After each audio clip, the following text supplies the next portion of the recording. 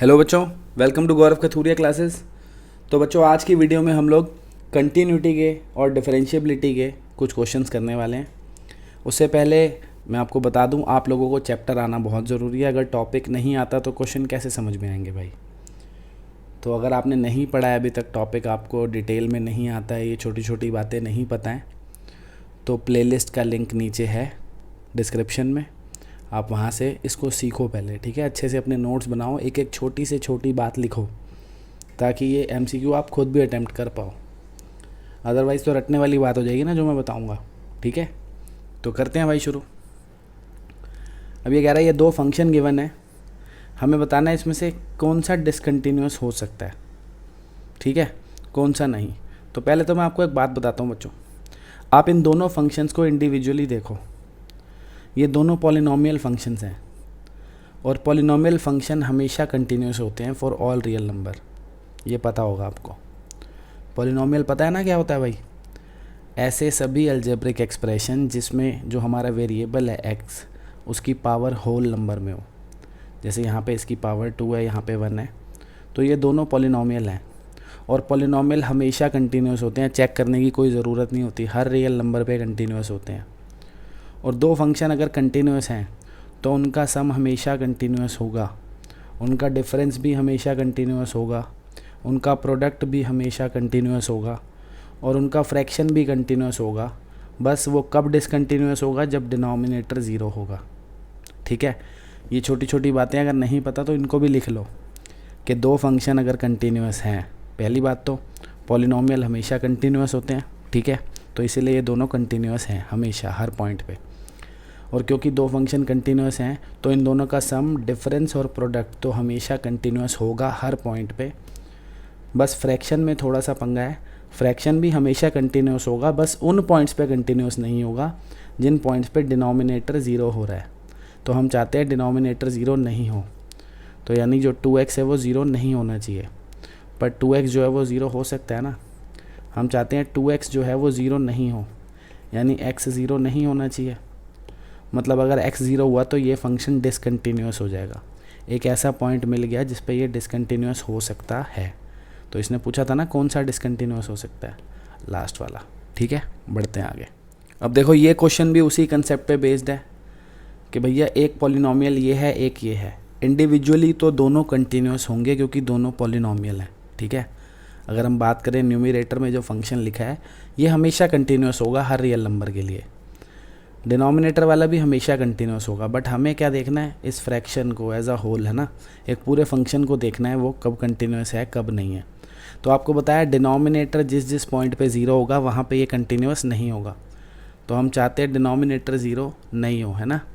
जिस पॉइंट पे भी डिनोमिनेटर ज़ीरो होगा वहाँ पे ये डिसकंटिन्यूस होगा। तो डिनोमिनेटर की ज़ीरोज़ निकाल लो आप, सीधा ही देख रहा, देखो बिना निकाले आप कर सकते हो। क्यूबिक एक्सप्रेशन है, क्यूबिक एक्सप्रेशन है तो 3 पॉइंट्स आएंगे, है ना। तो यानी कि ये 3 पॉइंट पे डिसकंटिन्यूस होगा, तो आंसर होएगा सी। वैसे आपने निकाल के देखना है तो आप निकाल भी सकते हो। देखो 4 माइनस ये एक्स स्क्वायर आ गया, ठीक है ना, हमने एक्स कॉमन ले लिया था, इसको हमने लिख लिया 2 माइनस एक्स 2 प्लस एक्स।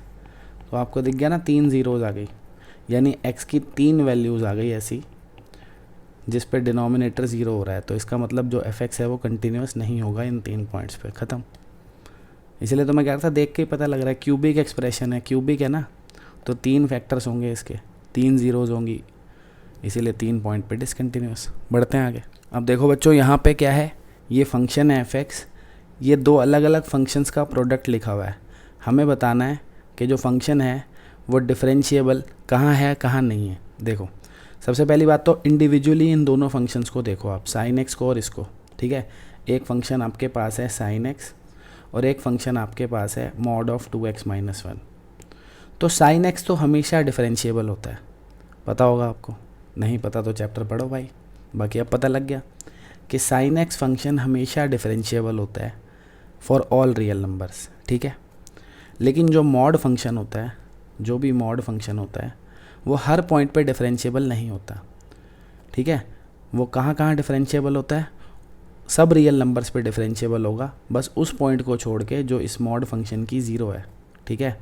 मतलब जिस पॉइंट पे ये ज़ीरो हो रहा है उसके अलावा सब जगह डिफरेंशिएबल होगा। अब ये किस पॉइंट पे ज़ीरो हो रहा है? इसकी ज़ीरो निकाल लो भाई, 2x माइनस 1 इक्वल्स टू 0, तो x क्या आ गया हाफ, तो हाफ पर ये ज़ीरो हो रहा है, ठीक है ना, तो इसकी ज़ीरो क्या है ये पॉइंट, तो इस पॉइंट पे ये मॉड फंक्शन डिफरेंशिएबल नहीं होगा, बाकी सब जगह होगा, all real numbers accept half, और ये तो सभी जगह डिफरेंशिएबल है, पर हमें तो प्रोडक्ट देखना है ना, पूरा का पूरा डिफरेंशिएबल होना चाहिए ना भाई, दोनों डिफरेंशिएबल होंगे तभी हमारा फंक्शन जो f(x) है वो डिफरेंशिएबल बनेगा। तो यानी कि मैं 1/2 नहीं लेता, क्योंकि 1/2 पे ये डिफरेंशिएबल नहीं है, ये तो सब जगह ही था, शरीफ आदमी है, इसने थोड़ी सी बदमाशी कर दी ना, क्या कह रहा है मैं हाफ पे डिफरेंशिएबल नहीं हूँ, तो हम क्या कहेंगे कि अगर इस फंक्शन की बात की जाए तो ये सभी रियल नंबर्स पे डिफरेंशिएबल है एक्सेप्ट हाफ, ठीक है। बढ़ते हैं आगे। अब बच्चों ये क्वेश्चन है, कह रहा है कॉट एक्स फंक्शन डिसकंटिन्यूअस किस सेट पे है, ठीक है। कॉट आपको पता है, कॉट कहाँ कहाँ पे नॉट डिफाइंड होता है, आपको पता होगा कॉट जो है, cot 0 degree is not defined, पता होगा कॉट 0 डिग्री क्या होता है, नॉट डिफाइंड, और पाई के बाद वैल्यू रिपीट होगी, है ना, पाई के बाद क्या वैल्यू रिपीट होगी, जैसे 0 पे नॉट डिफाइंड है तो पाई पे भी नॉट डिफाइंड होगा, 2 पाई पे भी नॉट डिफाइंड होगा, 3 पाई पे भी, पाई के सभी मल्टीपल्स पे नॉट डिफाइंड होगा, सही है, पाई के सभी मल्टीपल्स पे कॉट क्या होगा, नॉट डिफाइंड होगा, इसका मतलब उन पॉइंट्स पे क्या होगा, वो डिसकंटिन्यूस होगा, ख़त्म। तो ए ऑप्शन क्या दिखा रहा है आपको, x इक्वल्स टू n पाई, यानी पाई के सभी मल्टीपल्स, है ना, ये क्या दिखा रहा है, ये पाई के सिर्फ इवन मल्टीपल्स को दिखा रहा है ना, ये पाई के सभी मल्टीपल्स को दिखा रहा है, तो हमने तो सारे लेने हैं ना, चाहे पाई का ऑड मल्टीपल हो चाहे इवन हो, तो आंसर इज ए, ठीक है। बढ़ते हैं आगे। अब ये क्वेश्चन क्या कह रहा है भाई, कह रहा है ये फंक्शन दे रखा है आपको, ठीक है, then the value of function at x equals to 0 so that it becomes continuous at x equals to 0। देखो कोई फंक्शन x इक्वल्स टू 0 पे कंटिन्यूस कब होता है, जब f ऑफ 0 जो है वो किसके इक्वल हो, limit x tends to 0 of f(x), है ना, पता है ना आपको, कोई भी फंक्शन कंटिन्यूस 0 पे कब होगा, जब f ऑफ 0 इसके इक्वल हो, तो f ऑफ 0 ही निकालना है, आप ये निकाल लो, क्या दिक्कत है इसमें। तो भाई लिमिट x टेंड्स टू 0 क्या आ गया, ये x² sin 1/x। अब बच्चे क्या सोचते हैं कि भैया x को यहाँ 0 डालेंगे तो ये नॉट डिफाइंड हो जाएगा, अरे भाई पागल हो क्या, x को अगर आप यहाँ 0 डालोगे ये नॉट डिफाइंड होगा, है ना, पहली बात तो ये 0 नहीं है, इट इज़ क्लोज टू 0, है ना, तो अगर आप x टेंड्स टू 0 है तो ये इन्फिनिटी हो जाएगा, है ना, बहुत बड़ा नंबर आएगा, पर ये तो साइन का एंगल है ना भाई, आपको ये बात पता होगी कि जो साइन थीटा होता है मेरे भाई, ये हमेशा -1 से 1 के बीच में घूमता रहता है, साइन थीटा की वैल्यू हमेशा -1 से 1 के बीच में घूमती रहती है, चाहे उसका थीटा कितना भी बड़ा हो कितना भी छोटा हो, चाहे थीटा 90 लाख डिग्री हो कितना भी हो, वो हमेशा उसकी वैल्यू तो -1 से 1 ही आएगी, यानी ये एंगल चाहे कितना भी बड़ा हो, अगर इस पूरे की बात करें तो ये वैल्यू इसके बीच में ही कुछ ना कुछ होगी, जो भी होगी, और बाहर वाला नंबर क्या है, x² जो कि 0 है, तो 0 से इसको मल्टीप्लाई करूँगा तो रिज़ल्ट क्या आएगा, 0। समझ गए ना कि भाई ये तो 0 है, देखो बाहर वाला जो x² है वो तो 0 है, और इसमें पता नहीं क्या आएगा क्योंकि एंगल एग्जैक्ट तो हमें पता नहीं है, पर जो भी वैल्यू आएगी इसी के बीच में से कुछ आएगी ना, -1 से 1 के बीच में से कुछ आएगी, तो ये कुछ भी वैल्यू आएगी जब उसको 0 से मल्टीप्लाई करूँगा रिजल्ट तो 0 आएगा ना, तो f ऑफ 0 क्या आ गया भाइयों, 0, ख़त्म।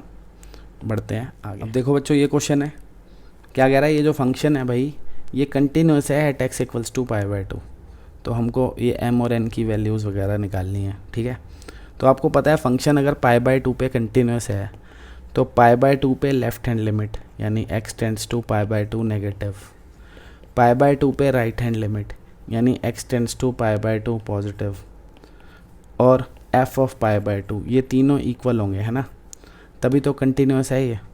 अब एक बात बताओ, आप ध्यान से देखोगे तो लेफ्ट हैंड लिमिट π/2 नेगेटिव पे मेरे को ये फंक्शन लेना है ना, और f ऑफ π/2 पे भी ये लेना है, तो इन दोनों को सॉल्व करके क्या करूँगा, सेम ही तो आएगा, इक्वल तो ये होंगे ही क्योंकि बोला हुआ है कंटिन्यूस है, तो इन दोनों को सॉल्व करने की ज़रूरत नहीं है, टाइम ख़राब करने वाली बात है, ठीक है। तो इसको छोड़ देते हैं हम, इसको छोड़ देते हैं भाई, इसको लेते ही नहीं है, वेला टाइम ख़राब क्यों करना है, ठीक है, मैं तो आपको समझा रहा हूँ, मेरा तो टाइम ख़राब हो रहा है, आपका पेपर में नहीं होगा, इस बात को समझो कि हमें पता है ये तीनों इक्वल है क्योंकि ये कंटिन्यूस है π/2 पे, ठीक है, और हमने देखा π/2 नेगेटिव पे हमने ये फंक्शन लेना है, f ऑफ π/2 पे भी हमने ये फंक्शन लेना है, तो दोनों पे सेम ही वैल्यू है, सेम ही आएगा बिल्कुल, है ना।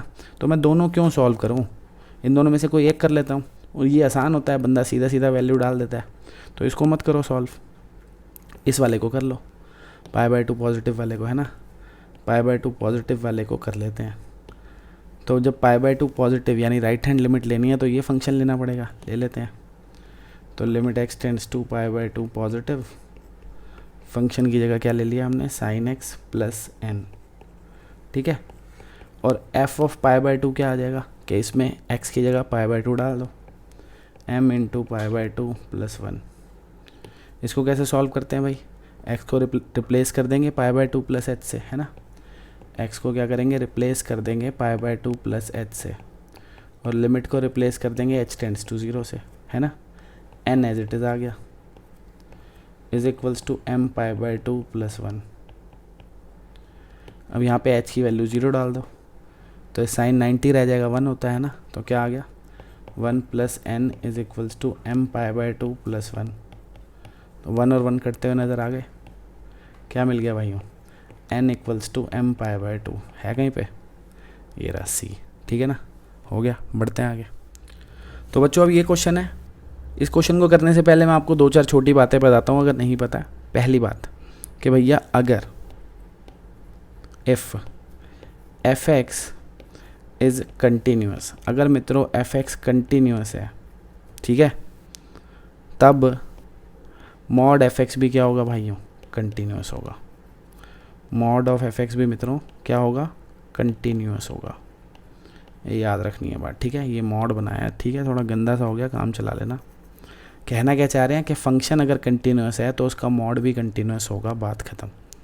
तो आपको पता है साइन एक्स हमेशा कंटिन्यूस होता है हर पॉइंट पे, इसीलिए उसका मॉड भी कंटिन्यूस होगा हर पॉइंट पे। तो इट इज़ एवरीवेयर कंटिन्यूस, बात ख़त्म। चलो अब आते हैं डिफरेंशिएबिलिटी पे। अगर कोई फंक्शन डिफरेंशिएबल है मित्रों, क्या है, डिफरेंशिएबल, तो उसका मॉड जो है वो भी डिफरेंशिएबल होगा, वो भी डिफरेंशिएबल होगा, ठीक है, एवरीवेयर, कहाँ पे, everywhere except all the points where f(x) is 0, ठीक है। अगर मान लो कोई फंक्शन आपका डिफरेंशिएबल है मित्रों, कोई फंक्शन डिफरेंशिएबल है हर जगह पे, तो उसका मॉड भी डिफरेंशिएबल होगा हर जगह पे, बस किस पॉइंट पे नहीं होगा, जहाँ पे फंक्शन 0 है। तो जैसे कि आपको पता है, अगर हम बात करें साइन एक्स की, तो साइन एक्स सब जगह पे डिफरेंशिएबल होता है हर पॉइंट पे, है ना। पर हम साइन एक्स की बात थोड़ी कर रहे हैं, मॉड साइन एक्स की बात कर रहे हैं। तो अभी बताया मॉड f(x) हर जगह डिफरेंशिएबल होगा, पर जहाँ पे जो फंक्शन है मॉड के अंदर जो लिखा है वो 0 है, उस पर डिफरेंशिएबल नहीं होगा, है ना। तो साइन एक्स जहाँ पे 0 होता है वो कौन से पॉइंट है, साइन एक्स कब 0 होता है, पाई के सभी मल्टीपल्स पे साइन 0 होता है ना। Sine 0 degree, sine pi, sine 2 pi, 3 pi, सब पे साइन क्या होता है, 0। n इंटीजर होना चाहिए, ठीक है ना। कई बच्चे n की जगह हाफ डाल देते हैं, फिर कहते हैं सर देखो π/2 आ गया, π/2 पे थोड़ी 0 होता है। अबे बाबलो, पाई के मल्टीपल्स का मतलब होता है n जो है वो इंटीजर हो, तो पाई के सभी इंटीग्रल मल्टीपल्स पे साइन क्या होता है, 0। अब क्योंकि साइन जो है इस पॉइंट पे 0 है, तो इसीलिए साइन का मॉड इस पॉइंट पे डिफरेंशिएबल नहीं होगा, बाकी सब जगह होगा। तो क्या पता चला कि भाई कंटिन्यूस तो है सब जगह, बट डिफरेंशिएबल नहीं है कहाँ पे, n पाई पे। हो गया, ठीक है, बढ़ते हैं आगे। तो अब भाइयों देखो इस क्वेश्चन में क्या कह रहा है कि कंटिन्यूस है function at x equals to 0, k निकालना है। तो आपको पता है फंक्शन अगर कंटिन्यूस है एट x इक्वल्स टू 0, तो हम सीधा सीधा कह सकते हैं कि limit x tends to 0 f(x) is equals to f(0), कह सकते हैं ना ऐसा। देखो इस क्वेश्चन में LHL RHL लेने की ज़रूरत नहीं होती। अगर आपने कंटिन्यूटी वाली वीडियो देखी है तो आपको पता होगा कि भैया अगर आपको जो फंक्शन है ना उसकी डेफिनेशन अगर ऐसे दे रखी होती, जिसमें less than A, equal to A, greater than A, ऐसे अलग अलग दे रखा होता है, वहाँ पे लेफ्ट हैंड राइट हैंड लेने की ज़रूरत पड़ती है, ठीक है ना। इसमें हमें पता है कंटिन्यूस है, तो हम सीधा क्या लेंगे, limit x tends to 0 f(x) equals to f(0). आप LHL RHL लेके भी कर सकते हो, बड़ा हो जाएगा, कोई फ़ायदा नहीं है। आप ऐसे भी कर सकते हो 0 नेगेटिव 0 पॉजिटिव और एफ ऑफ ज़ीरो इक्वल होंगे, ऐसे भी कर सकते हो, क्या फ़ायदा है, ठीक है, ऐसे ही हो जाएगा क्वेश्चन। तो हम क्या करेंगे भाई, फंक्शन की वैल्यू पुट करेंगे, क्या है हमारा जो फंक्शन है मित्रों वो क्या है, 1 माइनस कॉस के x upon x sine x, और एफ ऑफ ज़ीरो हमें दे रखा है हाफ।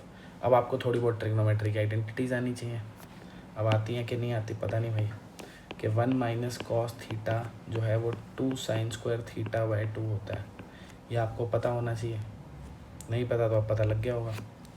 तो हम 1 माइनस कॉस के एक्स को क्या लिख सकते हैं, 2 साइन स्क्वायर के एक्स बाई 2, और नीचे तो एक्स साइन एक्स है ही, ठीक है मित्रों। अब क्या करें, थोड़ी बहुत लिमिट्स आनी चाहिए आपको ये करने के लिए भाई, नहीं आती तो भाई मुझे ही करने पड़ेंगे फिर क्वेश्चन, उसके बाद ही होंगे आपसे। अब इसमें क्या कर सकते हैं हम, ऊपर नीचे एक्स स्क्वायर से डिवाइड कर सकते हैं, तो limit x tends to 0, 2 sine square के एक्स बाई 2 एक्स स्क्वायर, और नीचे भी x sine x upon x square. क्या किया हमने, न्यूमरेटर एंड डिनोमिनेटर दोनों को एक्स स्क्वायर से डिवाइड कर दिया, ठीक है। तो इधर तो ये एक्स से स्क्वायर कट गया मित्रों। अब क्या करते हैं, ये जो लिमिट है ये डिस्ट्रीब्यूट कर देते हैं, ऊपर वाले फंक्शन पे अलग लगा देते हैं ना, नीचे वाले पे अलग। तो साइन के x by 2 upon x whole square ऐसे लिख सकता हूँ, ठीक है। देखो इसका भी स्क्वायर है, इसका भी स्क्वायर है, ऐसे होल स्क्वायर लिख दिया। नीचे limit x tends to 0, sine x upon x equals to half. तो अब ये मित्रों आपको पता होगा कि ये तो 1 हो जाएगा सीधे सीधे, है ना। इसको भी हम 1 बना सकते हैं, कैसे कि अगर यहाँ k बाई 2 लगा दे और यहाँ भी k बाई 2 लगा दे, तो अब ये साइन थीटा अपॉन थीटा 1 हो जाएगा, यही बच जाएगा, है ना। तो क्या बच गया भाई, 2 इंटू ये तो 1 हो गया, ये k बाई 2 का स्क्वायर रह गया which is k square upon 4, और नीचे 1 है ना, इज इक्वल्स टू हाफ। तो भैया ये तो कट गया, 2 आ गया, फिर 2 से 2 भी कट गया, तो k स्क्वायर किसके इक्वल आ गया, 1 के। तो k की वैल्यू क्या दिख गई, +-1, तो आंसर इज ए, ठीक है। बढ़ते हैं आगे। अब देखो ये क्वेश्चन है भाइयों, ये CBSE के सैम्पल पेपर में आया हुआ है इस साल, पिछले वाला भी CBSE सैम्पल पेपर का ही था। अब बच्चे क्या है, चेक करने बैठ जाते हैं कंटिन्यूटी वगैरह, अबे चेक नहीं करनी, सीधा ही दिख रहा है। तुमको मॉड एक्स की डेफिनेशन आनी चाहिए, पहले तो मॉड एक्स को रीडिफाइन करना आना चाहिए कि मॉड एक्स को हम -x लिखते हैं when x is less than 0, है ना, और +x लिखते हैं when x is greater than equal to 0। तो जिसको मॉड एक्स को डिफाइन करना नहीं आता वो सीखो भाई, 11th की यादें प्लेलिस्ट है ना हमारी, वहाँ से सीखो मॉड एक्स को रीडिफाइन करना। मॉड एक्स के ऊपर एक वीडियो है आधे घंटे की, सीखो मॉड के ऊपर है, ठीक है। वो आएगा तो अभी ये बातें समझ आएगी, नहीं तो रटो फिर क्या कर सकते हैं कि मॉड अगर हमारा जो x है वो नेगेटिव है तो मॉड x को सीधा -x लिख सकते हैं। तो ये देखना जरा यहाँ पे क्या कह रहा है, x नेगेटिव है तो मतलब इस मॉड x को आप सीधे सीधे क्या लिख सकते हो, -x, है ना।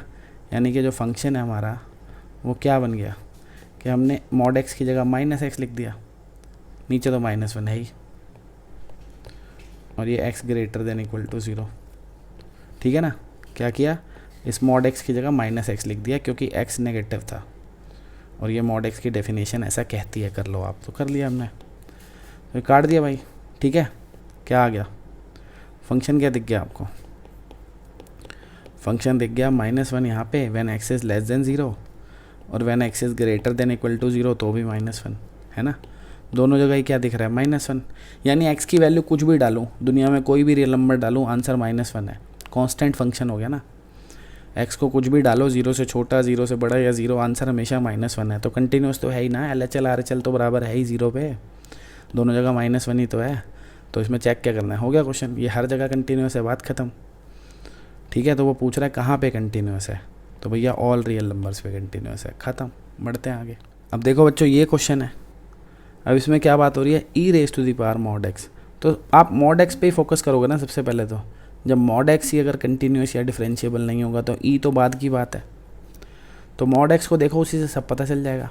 आपको पता है mod x हमेशा कंटिन्यूस होता है ना, एवरीवेयर कंटिन्यूस। डिफरेंशिएबल भी सब जगह होता है एक्सेप्ट 0 पे, है ना। mod जो है हमको पता है mod x जो है वो 0 पे डिफरेंशिएबल नहीं होता, बाकी सब जगह होता है। तो कंटिन्यूस सब जगह है, डिफरेंशिएबल नहीं है 0 पे, यही आंसर है, ख़त्म है। आगे क्या करना है, हो गया, ठीक है। तो ये मित्रों हमारा लास्ट क्वेश्चन था आज का, ख़त्म हो गया। ठीक है, अब क्या करेंगे, मिलेंगे नेक्स्ट क्लास में। फिर से यही कह रहा हूँ कि क्वेश्चन जो है मिक्स्ड होंगे कंटिन्यूटी डिफरेंशिएबिलिटी के। तो भाई कंटिन्यूटी डिफरेंशिएबिलिटी पढ़ लो पहले, ताकि ये अच्छे से समझ आए, वरना रटने वाली बात हो जाएगी। ठीक है, अच्छा लग रहा है भाई, समझ में आ रहे हैं क्वेश्चन, लग रहा है काम के हैं, तो यार फैलाओ ना मार्केट में। ठीक है, इसको फैलाओ मार्केट में, खुद भी सब्सक्राइब करो। अभी मैं एनालिटिक्स देखता हूँ इसके चैनल के, तो देखता है 50% लोग तो ऐसे हैं जिन्होंने सब्सक्राइब नहीं कर रखा, वो देख रहे हैं। तो भाई देख रहे हो तो सब्सक्राइब भी कर लो यार, क्या जा रहा है। ठीक है, चलो बाय।